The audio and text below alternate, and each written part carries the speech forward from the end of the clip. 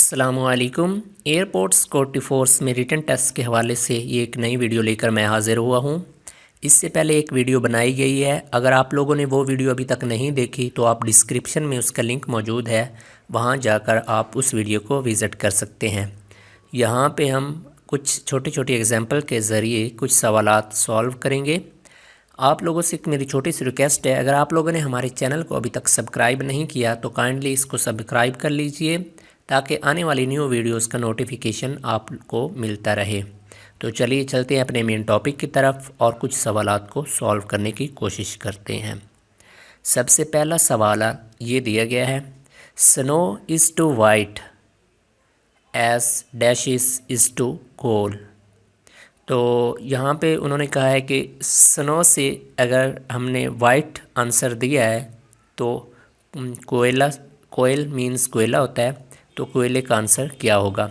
देखें, जो बर्फ़ होती है वो सफ़ेद होती है, तो कोयले का डेफिनेटली जो कलर है अगर आप के जहन में जो है वो फ़ौरन ब्लैक आ रहा होगा। यहाँ पे अब 4 ऑप्शन दिए गए हैं, train, red, word and black. जो डी ऑप्शन है वो करेक्ट आंसर होगा, क्योंकि जो कोयल होता है इट मीन्स कोयला जिसको हम उर्दू के अंदर कहते हैं, तो उसका जो कलर होता है वो ब्लैक होता है। तो आपने क्या करना है, डी वाले ऑप्शन को आपने चेक मार्क कर देना है, यही आपका करेक्ट आंसर कहलाएगा। तो अब हम आगे नेक्स्ट क्वेश्चन की जानिब बढ़ते हैं और एक नया क्वेश्चन जो है वो सॉल्व करते हैं। नेक्स्ट क्वेश्चन जो है वो है कंप्लीट दिस वर्ड।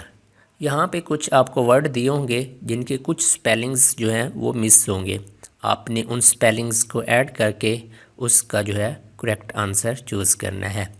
तो अभी यहाँ पे देखें, एक वर्ड दिया गया है, इसके अंदर एक स्पेलिंग मिस है, तो आप इसको गौर से अगर देखें, GRE आगे डैश के अंदर कौन सा ऐसा वर्ड लगाया जाए कि ये वर्ड जो है वो कंप्लीट हो जाएगा।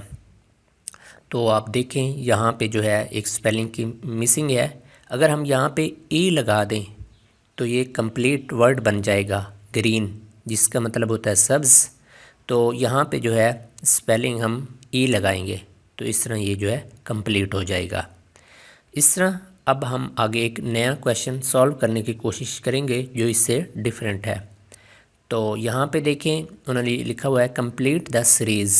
यहाँ पे आपको एक सीरीज़ दी होगी, आपने इस सीरीज़ को गौर से देखना है, उसके बाद आपको ख़ुद ही अंदाज़ा हो जाएगा कि इसको आप कैसे इजीली सॉल्व कर सकते हैं।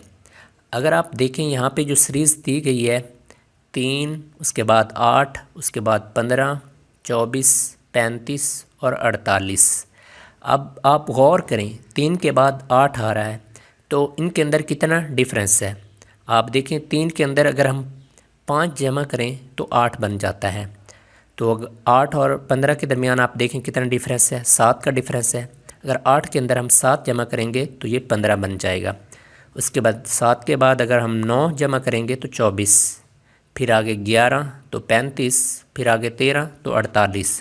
ये क्या एक ताक वर्ड की सीरीज़ चल रही है, 5, 7, 9, 11, 13। अगर हम 13 से आगे 15 जमा करेंगे 48 के अंदर तो हमें करेक्ट आंसर जो है हमारा वो मिल जाएगा। अगर हम 48 के अंदर 15 जमा करते हैं तो वो हमारा बनेगा 63।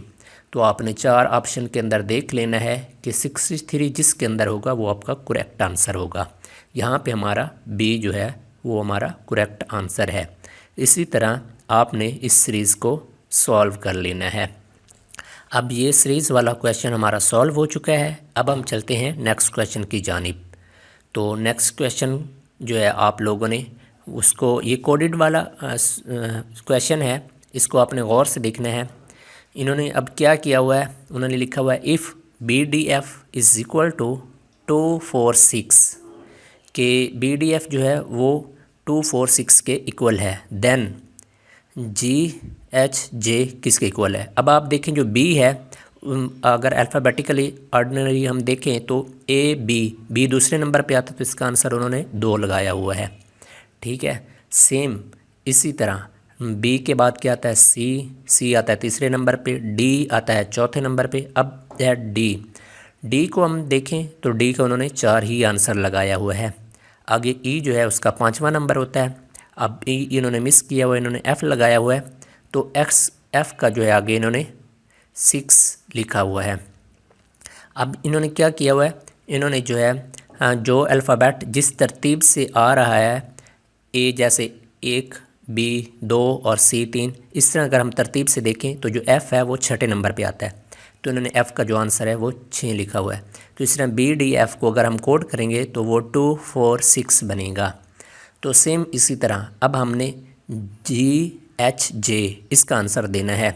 तो अब देखें जो जी है उसका जो आंसर है वो 7 बनता है। आप इसको काउंट कर सकते हैं फिंगर टिप्स पे भी। तो जो एच है वो अगर जी 7 बन रहा है तो एच 8 बनेगा। तो जी के बाद अगर एच है तो आपने 7 के बाद 8 लिख देना है। अब उन्होंने आई मिस किया हुआ है, आई का 9वां नंबर होता है, तो आगे उन्होंने दिया हुआ है जे, तो जे का कौन सा नंबर होगा, 10वां। तो हम इस तरह जो है जे का आगे 10 लिख देंगे, इस तरह हमारा ये करेक्ट आंसर बन जाएगा। इस तरह आप जो है इस कोड वर्ड वाले क्वेश्चन को भी सॉल्व कर सकते हैं। अगर आप लोगों ने ये क्वेश्चन सॉल्व कर लिया तो आप जो है ईज़िली अपने पेपर को अटैम्प्ट कर पाएंगे। और अगर आप लोगों को ये वीडियो मेरी अच्छी लगी है तो इसका फ़ीडबैक ज़रूर दीजिएगा। और अगर आप लोगों को ज़हन में है कुछ सवालात के, इस तरह के जो है वीडियोस के अंदर सवालात डिस्कस किए जाने चाहिए, तो उसका भी कमेंट में ज़रूर लिखिएगा ताकि हम नेक्स्ट वीडियो उनके हवाले से बना सकें। Thank you for watching this video. Okay, अल्लाह हाफिज़।